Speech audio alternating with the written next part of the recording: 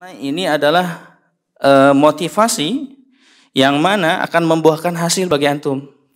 Ketika antum ya, di sini ada hadis yang sebutkan dari penggalan hadis, mungkin ada yang tahu juga. Ihris ala ma yanfa'uka wasta'in billah wala ta'jaz. Bersemangatlah atas hal-hal yang bermanfaat atasmu dan senantiasa untuk minta pertolongan kepada Allah Subhanahu wa taala dan jangan lemah. Ihris ala ma yanfa'uk wasta'in billah wala ta'jaz. Bersemangat terhadap apa-apa yang bermanfaat untukmu, atasmu. Dan teman-teman ya, ketika belajar itu jangan punya punya karakter yang menyerah sebelum mencoba. Jangan sampai kita menyerah apabila baru saja 1 atau 2 kali coba udah menyerah. Tapi terus menerus mencoba. Jangan sampai berhenti sebelum kita mencapai kedudukan yang sangat mulia, yaitu di akhirat. Ketika belajar, kalau kita nggak semangat, maka tujuan pun obsesi atau antusiasme kita terhadap belajar tersebut akan tidak tercapai. Maka harus bersemangat ketika belajar dalam menuntut ilmu. Tadi disebutkan dalam hadis tadi ada antusiasme yang dikaitkan dengan manfaat. Apa itu antusias? Ada yang tahu? Minat, antusiasme. Tapi minatnya bergairah dalam apa yang akan ditekuni. Berminat dan bergairah untuk memenuhi keinginan. Kalau nggak ada antusias, nggak bakalan tercapai. Maka seperti yang kita ketahui, antusias itu berbeda-beda tingkatan-tingkatannya. Begitupun manfaat berbeda tingkatan-tingkatannya.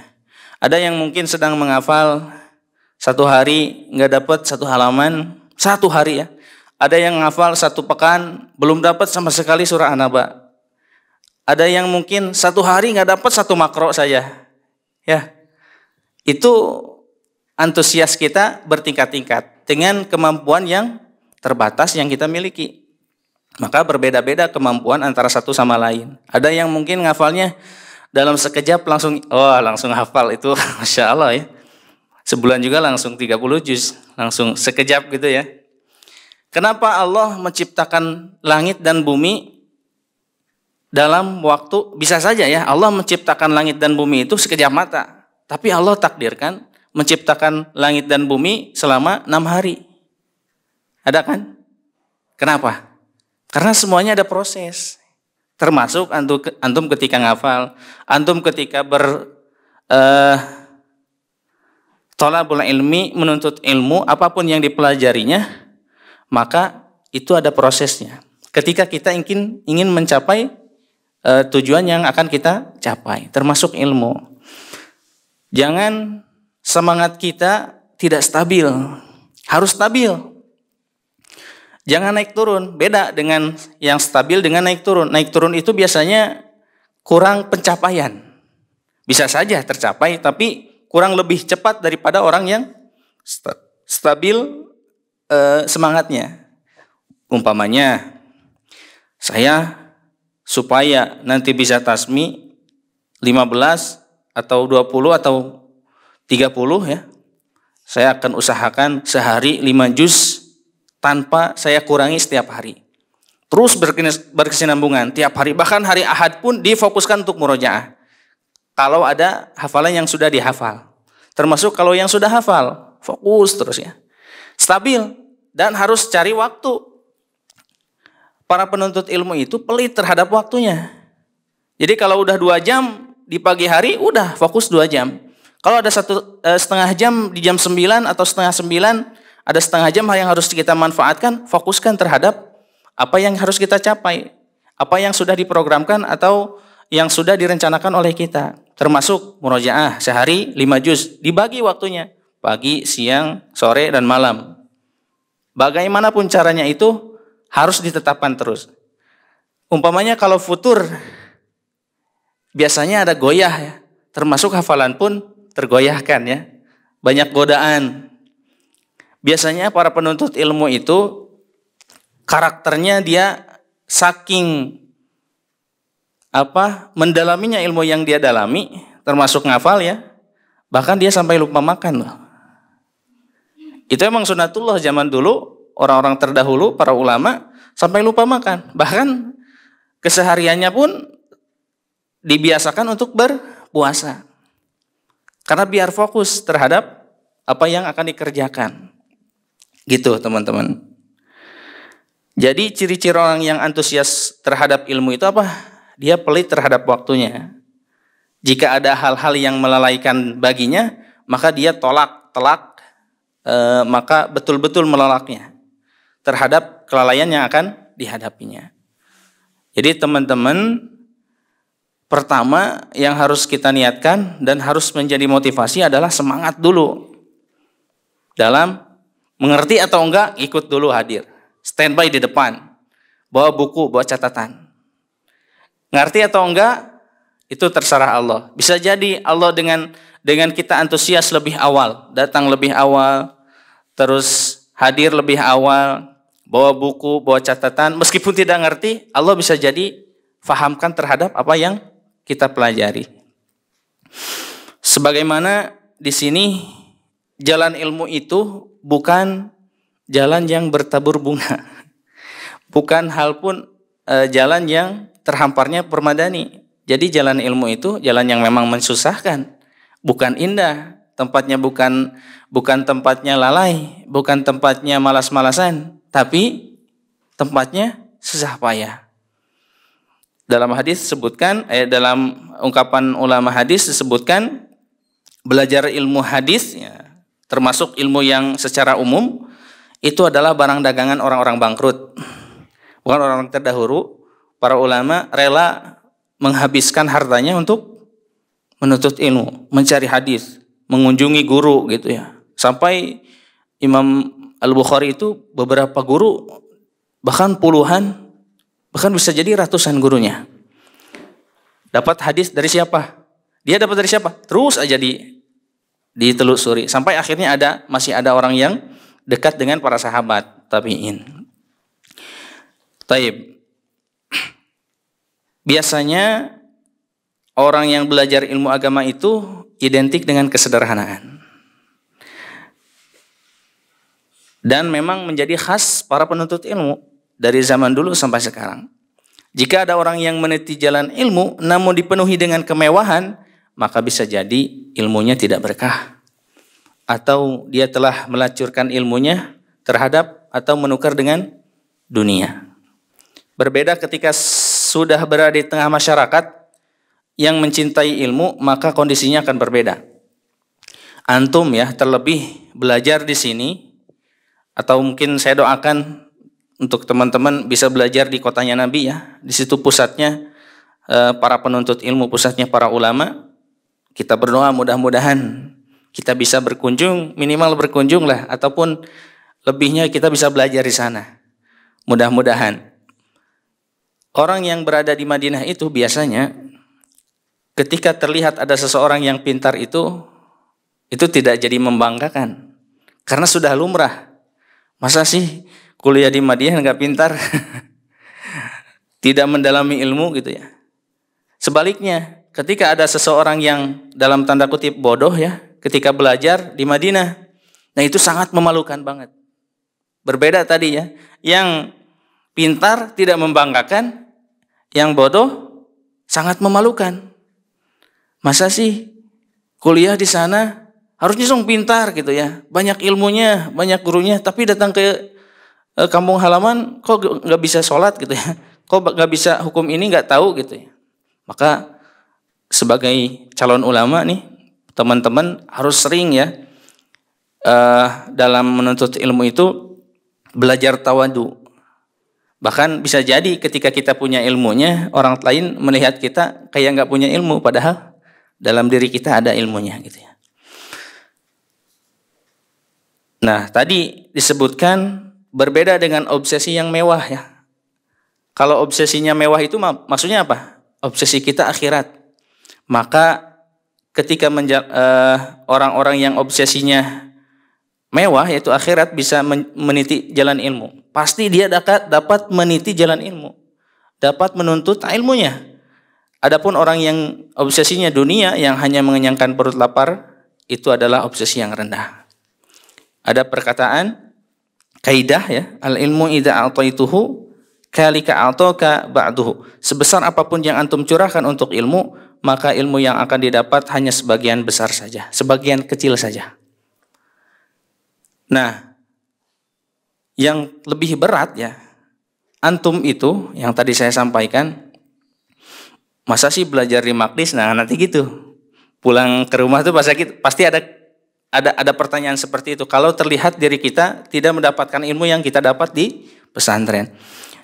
Pulang ke kampung halaman masing-masing sudah selesai dari sini, pasti orang menyangka orang yang yang lulusan dari pesantren itu adalah orang alim. Oh, ini orang solih nih, anak ini solih nih, Kang Leon nih. Oh, udah jodohin sama anak saya gitu ya. Kan bisa gitu ya.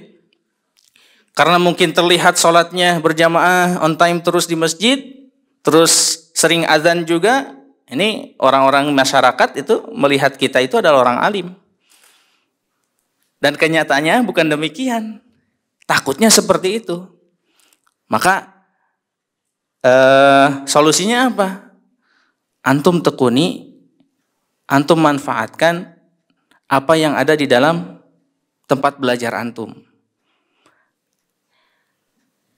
Bisa jadi antum ketika pulang dalam keadaan seperti itu, bisa saja sih ya, ada orang tuh belajar kalau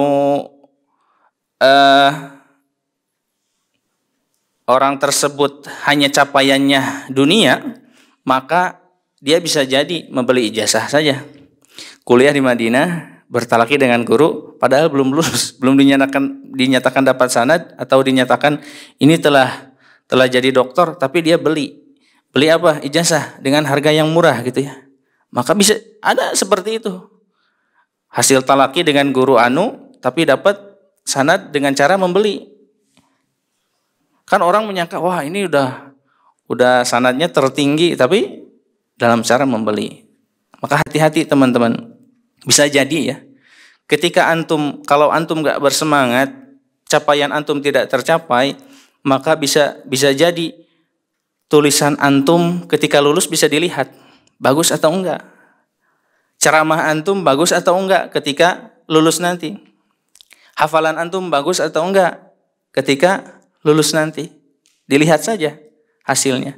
Dan waktu-waktu yang antum lewati dari semenjak pertama sampai akhir nanti, itu akan menjadi penyesalan apabila kita tidak mendalami tidak fokus, tidak bersemangat dalam menuntut ilmu. Maka hasilnya pun akan tidak sempurna. Berbeda dengan yang dia semangat, dia memang benar-benar ingin belajar gitu ya, maka capaiannya pun akan seperti itu. Tapi kembali lagi, sesuai apa? Kemampuan yang terbatas yang kita miliki. Ada yang belajar itu 1 tahun bisa ngafal Quran.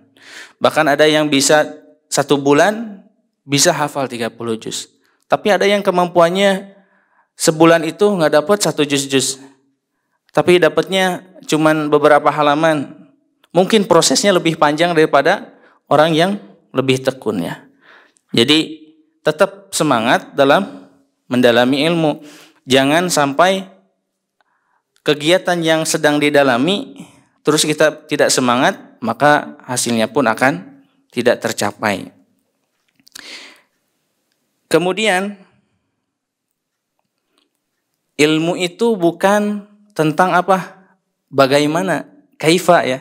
Kaifa bagaimana? Ilmu itu tentang kaifa, mohon maaf ya. Bukan tentang aina, di mana. Jadi kaifa itu apa? Bagaimana proses dalam belajar ilmu yang dia tekuni. Bukan bagaimana di mana ia belajar. Bisa jadi orang yang belajar di Madinah tapi hasilnya kurang memuaskan. Terlihat alim tapi kurang pengetahuan.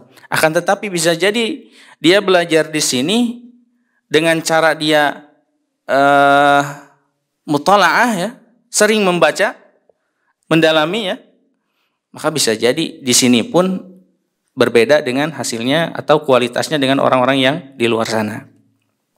Terlebih kalau antum belajar di Madinah, di kotanya Nabi, lebih fokus, maka hasilnya pun akan berkualitas. Taib. Nah, agar semangat selalu stabil apa caranya? Maka tanamkan rasa cinta dalam menuntut ilmu. Di mana harus terus menumbuhkan rasa cinta dengan ilmu. Maka al-ilmu itu biasanya rasa cinta yang penuh ya, yang luar biasa itu kan dari kata, kita tahu kan asyik. Nah itu serapan sebenarnya dari kata al-ishq. Apa artinya? Cinta yang luar biasa, teman-teman. Maka di situ antum harus tanamkan ketika dalam belajar. Kalau tidak ada rasa cinta, pasti akan datang rasa malas. Tapi kalau kita menanamkan rasa cinta, pasti semangat pun akan menggebu-gebu. Karena dia sudah cinta. Sudah obsesinya, tujuannya sudah terarah. Maka dalam hal ini tetap harus semangat dalam belajar. Kemudian dalam menuntut ilmu, terlebih di sini ataupun di luar sana, dimanapun antum belajar, tetap harus sabar.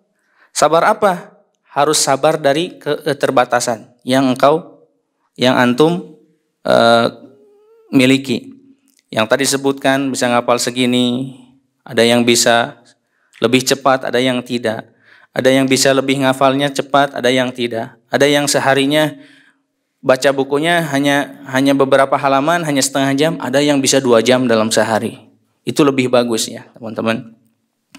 Maka beda ya, orang yang mempunyai keterbatasan, kemampuannya terbatas, tapi dia ulet, tekun dan tahan banting, maka dia akan bisa lebih mencapai daripada orang yang dia bisa kemampuannya luar biasa, tapi dia tidak ulet, hanya sebatas mampu saja ya.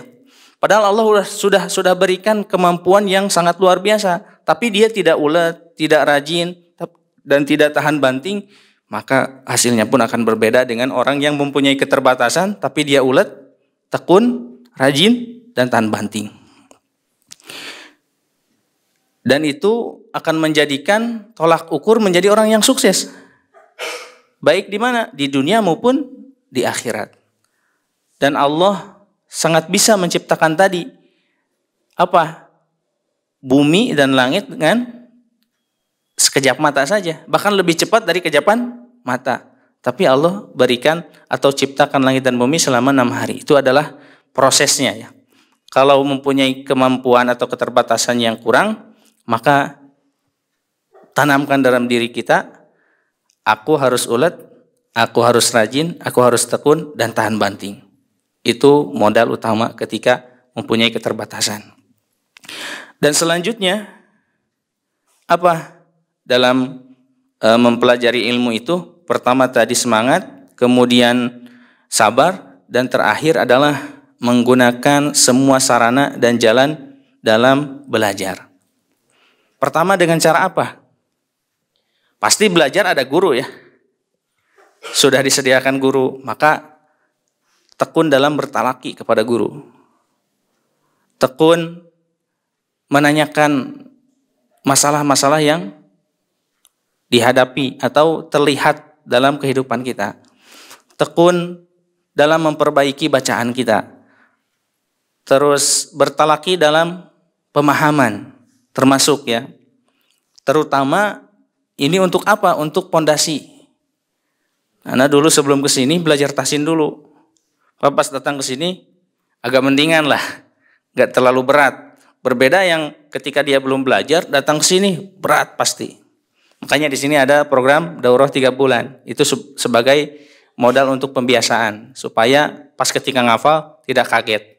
Dulu memang saya pribadi daurahnya berapa? Sepekan. Ngafal sehari 5 juz. Tilawah ya. Wah luar biasa ya kalau sehari 5 juz.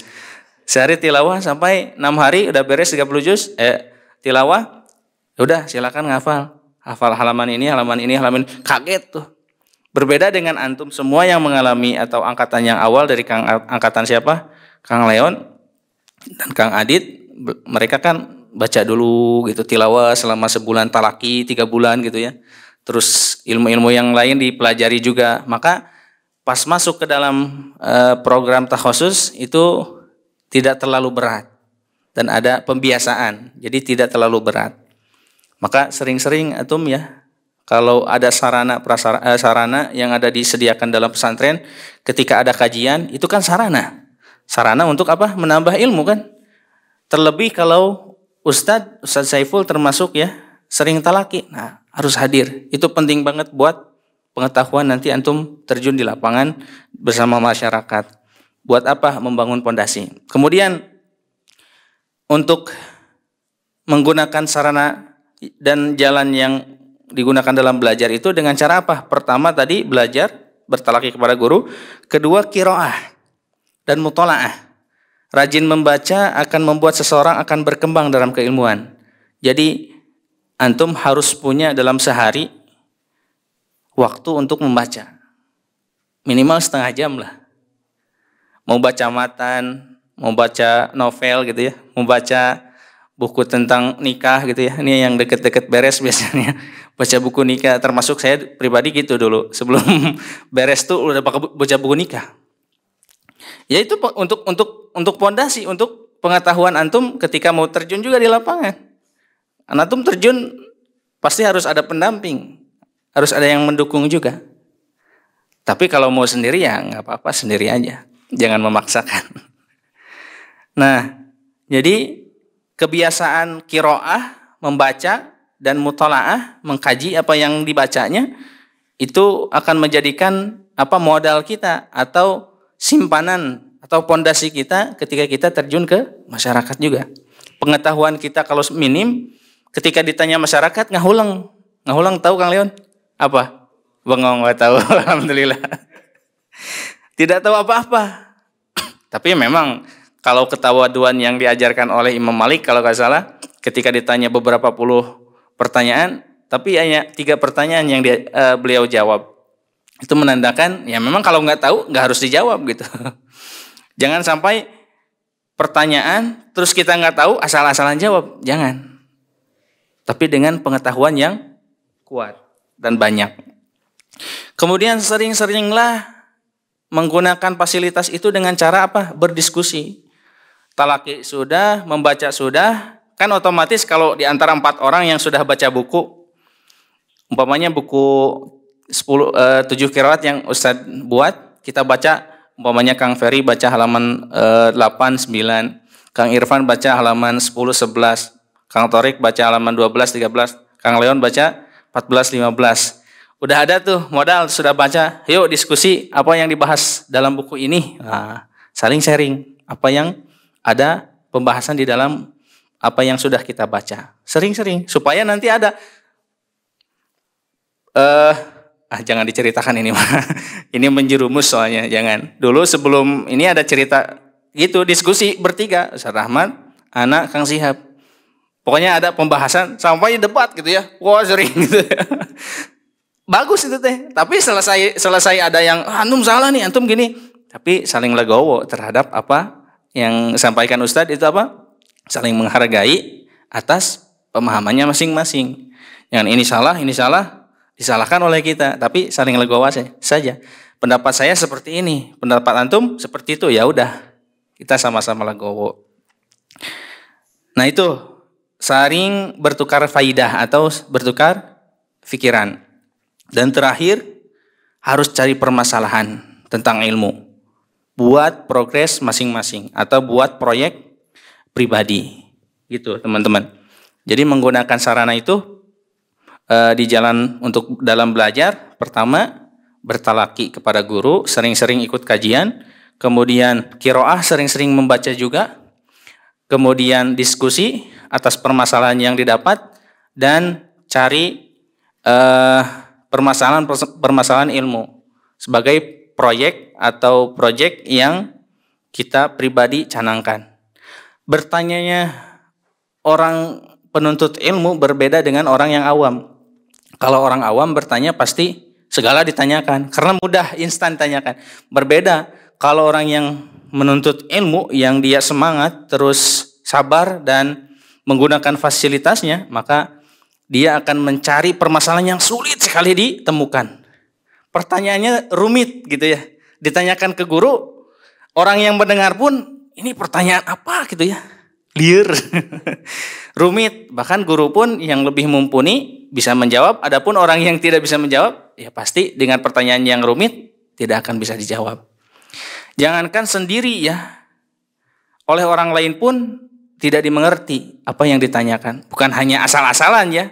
Karena memang ketika dicari permasalahan yang ditanyakan, memang belum ketemu oleh diri sendiri yang mencari, yang bertanya terhadap ilmu pertanyaannya. Nah seperti itu. Cari permasalahan apa yang ada dalam ini. Seperti halnya dulu Ustadz sering, apa perbedaannya, lupa lagi. Dalam satu ayat disebutkan, coba menurut antum apa ayat ini maksudnya? Ditanya satu ngahulang. Yang satu jawab ada dua kemungkinan Ustaz. Ini. Wah bagus. Yang satu jawab, beda lagi saya Ustaz. Ada tiga kemungkinan. Nah, jawab gitu. Beda kan? Jadi ketika diskusi dan dibahas tentang permasalahan, dia terus meneliti gitu ya. Jangan sampai hanya di situ saja. Terus diteliti sampai dalam pembahasan yang ditanyakan. Maka ketika antum menemukan hal-hal yang rumit dalam ketika membaca dalam mutalaah, maka cari dulu sendiri. Jangan ditanyakan dulu. Kalau memang mentok nggak bisa dicari, udah baru tanyakan kepada orang yang tahu. Gitu ya. Nah, di sini sebutkan membaca bukunya penuntut ilmu berbeda dengan orang awam. Orang awam hanya sekedar lewat saja. Ketika penuntut ilmu sedang membaca, maka dia akan membawa pena, lalu mencatat faidah-faidah yang didapat dalam pembahasan. Jadi sering-sering antum mencatat. Karena ketika dalam pembahasan selanjutnya dan selanjutnya, antum sudah ada modal dalam pembahasan sebelumnya. Dan biasanya kalau dicatat itu bisa lebih dimurajaah dan bisa lebih diketahui permasalahannya. Maka permasalahan yang akan datang pun catat lagi faidahnya, apa permasalahannya, apa yang dibahas dalam ini, apa keutamaannya. Maka sering-sering ketika belajar itu bawa buku, bawa catatan. Minimal ada buku atau minimalnya dalam kitab antum di cover ataupun di bawah apa itu disebutnya tuh catatan pena ya, di bawah tuh. Jadi dicatat atau deket pembahasannya, antum catat, oh di sini nih pembahasannya tentang ini. Baru ketika antum dilihat gitu nggak mengerti, terlebih yang nggak mengerti bahasa Arab ya, dalam kitab umpamanya Bulughul Maram, antum catat saja pembahasannya. Terus aja gitu ya, apa yang didapat terus saja sampai akhirnya ketika antum tahu bahasa Arab, tahu tentang kaidah bahasa Arab, antum bisa lebih menguasai tentang apa yang dibahas dan dalam proses belajar. Terlebih kalau mempunyai kertas khusus, setiap halaman masukkan kertas, catat, setiap halaman masukkan kertas, catat gitu ya. Faidah-faidahnya yang didapat dalam pembahasan. Mungkin itu saja yang bisa disampaikan. Tadi apa? Harus apa ketika menuntut ilmu tuh? Semangat dalam apa yang sedang kita tekuni. Kemudian sabar. Sabar dari keterbatasan kita yang kita punya. Dengan cara apa? Ulet, rajin, tekun, dan tahan banting. Dan terakhir, gunakan semaksimal mungkin sarana yang sudah disiapkan, yang sudah disediakan di tempat belajar antum sebagai jalan untuk belajar. Dan mudah-mudahan kita berdoa, kita termasuk hamba-hambanya Allah yang senantiasa diberikan hidayah. Senantiasa Allah berikan pemahaman terhadap agama. Maka ada doa yang diajarkan seperti halnya Rasul menyampaikan kepada siapa? Abdullah bin Abbas ya. Apa bunyinya? Kalau didoakan jadi doa gini, Allahumma faqihna atau faqihni fid din wa alimna at-ta'wil. Hadisnya gimana? Kurang tahu nih. Saya juga lupa. Pokoknya jadikan gini, setiap belajar biasanya kita berdoa, Allahumma faqihni fid din wa 'allimni at-ta'wil gitu. Allahumma faqihni fid din wa 'allimni at-ta'wil. Silakan jadi doa. Mudah-mudahan Allah mudahkan dalam kita belajar dan Allah fahamkan terhadap ilmu agama yang kita pelajari. Wallahu a'lam bishawab. Aqulu qouli hadza wa astaghfirullah li wa lakum. Barakallahu fikum. Wassalamualaikum warahmatullahi wabarakatuh.